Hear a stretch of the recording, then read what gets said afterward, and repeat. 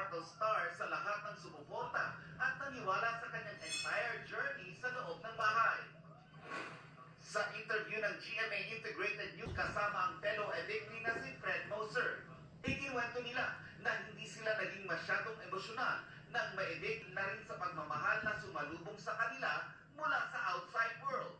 Pero hindi raw may tatanggi ang panghihinayang na sana ay nakasama sila sa Big Night.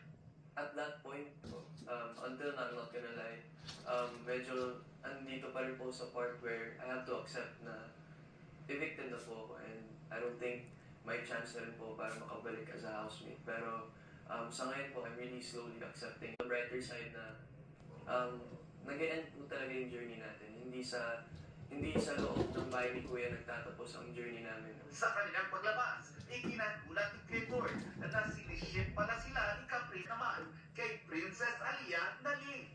I'm looking forward to malalaman natin kung strong talaga yung bond na na-build namin sa loob.